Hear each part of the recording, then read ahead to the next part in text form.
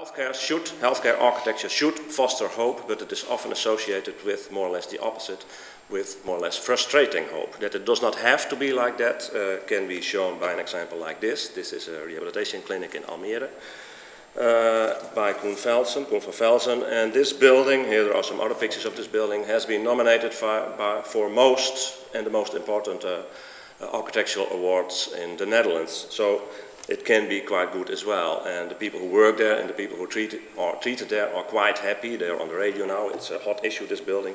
And this is quite okay and quite interesting. So it can be quite good. This is another example that is quite interesting. This is an old people's home in Nijmegen.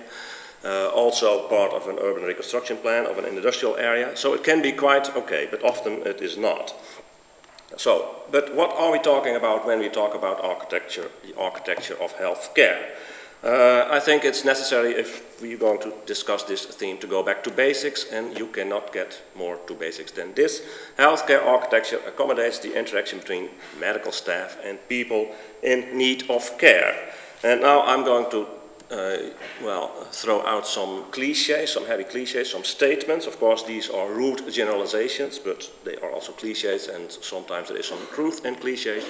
And the first statement is that the actors in this hospital world, medical world, are fundamentally incompatible. And the second is that healthcare architecture is often a manifestation of this fundamental incompatibility. Of course, these problems are made worse by the fact that these institutions are also businesses. They have to be businesses. They are actually huge businesses. If you take the example of Rotterdam, until a few years ago, the biggest port on the planet. But even then, the 3-4 hospitals who are also sitting in the city generated more employment than this huge harbor. And if you see, the consumption, or at least the healthcare world, as something where healthcare is consumed, health as a consumer commodity, then there are some other strange things. There is no direct link between us and the suppliers. There is always an intermediary thing, and in the Netherlands case, it's an insurance company world that is in between. Now, I'm going to talk about one side of these interactive processes, and this is, of course, the medical staff. The medical staff, well, there is something strange about that. I'm going to explain this by reference to, I'm sure you're all dying to hear something about Dutch political history. This is Thorbecke. He is the greatest politician of all times in the Netherlands. He lived in the 19th century, and he actually succeeded in robbing the political elite of their political privileges. He did this by the Constitution of 1848. Then he also succeeded in robbing the economic elite of its economic power, and that he did with a very interesting thing, by forcing a railway network upon the Netherlands. It's a very fascinating story, we have no time to talk about that, but by generating an economy at a national scale, he destroyed the local power base of the economic elite, and that is exactly what he wanted to do. Then he wished to modernize urban planning in the Netherlands, and he said, well, if we are going to have a decent urban planning system in the Netherlands, we need at least to be sure that these new neighborhoods are healthy. So he decided to create committees with doctors and other people. And that then created an enormous riot. The doctors were shocked. They thought it was a total and complete humiliation that they had to sit with people in one committee, people who were not even admitted to the degree of doctor. And Thorbecke was totally shocked by this reaction, and he blamed it on the class spirit of this class. Nevertheless, he succeeded in creating these committees, and they played a huge role in Dutch urbanism until the 1930s. But on the other hand, he had to accept that in all things the doctors did, only doctors were allowed to evaluate the work of doctors. So this guy who succeeded in crushing the economic elite and the political elite only succeeded halfway to get the medical people into some kind of system. This says something about this medical world.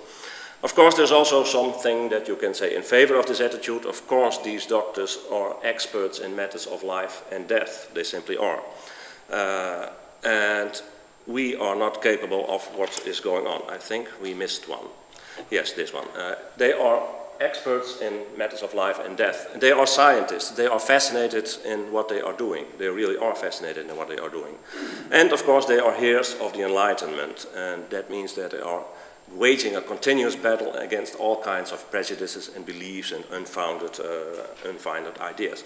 But as Thorbecke already found out, it is quite complex for doctors to accept that other people also sometimes have their own expertise. Then we go to the other side of the slash, to those in need of care. And there the picture is also not only very bright and brilliant. We should talk about us. All of us will witness one day this system, this event that we have to go to the doctors and try to get some help. We don't know anything. We are incapable of understanding what is going on. We are not very well informed. We are victims of unfounded opinions. And added to this, there is of course fear.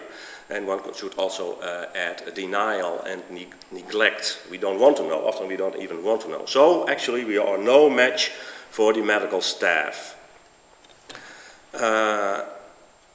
This means that actually there is something fundamentally wrong with us. We are no match for them. And that we can illustrate by, for instance, take a short flashback to the 1950s and the world of elderly care for the elderly. These people were treated more or less like objects. They were actually victims of progress. Since society went ahead so fast and modernization was a process that went so fast, they were actually fossils from a distant past. They had to be taken care of. And how do you take care of these people? Well, actually by putting them away, and that is what we did in the 1950s and 1960s. And no other country on the planet, so many institutes for elderly people were built as in the Netherlands. And these are only a few images. There are literally hundreds and hundreds of them, a huge building boom to put them away. They were treated like objects. And in the hospital world, actually more or less the same took place in this area, in this era. We were also more or less treated as objects. And here, of course, medical technology played a major role. Here you see a machine. The caption says something about 250,000 volts. I have no idea what is meant by that, but that is what we were doing. And we built then lots of hospitals that are actually the organization scheme of the hospitals poured into concrete. The one to the left is a Dutch example. The one to the right is actually the odd one out here, but I wanted to see it anyway. It is one of these rare examples of modern hospital architecture from the 1930s. You can find this building in Budapest. It has been restored under socialist rule. It has been refurbished, and in Dutch we say that it has been irreparably improved. It is hardly recognizable. So, healthcare architecture in this area, the 1950s, 1960s, developed as more or less the epitome of functionalism. You define the function quite clearly. Then you define the best way to accommodate this function, and the best way is always the most specific way. As a consequence, we ended up with a large quantity of very extremely specific buildings. And there is actually no relation whatsoever with everyday life.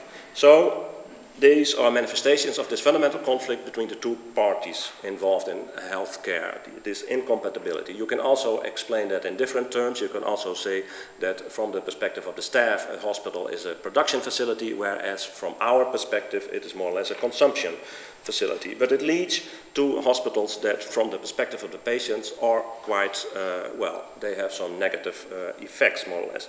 These are the consequences, basically, of a Bijlage workshop we did in Rotterdam. We hospitalized some people in the University Hospital of Groningen, healthy people, healthy students, and they came up with, well, a lot of characterizations of the hospitals. It was a depersonalization affair. The check-in was quite difficult, and they had to say goodbye to their friends and relatives. Social support was going away. The check-in was quite an experience. It was a maze, wayfinding in Dutch hospitals. I could write a book on that. It is really a fascinating thing. Nobody finds its way in Dutch hospital.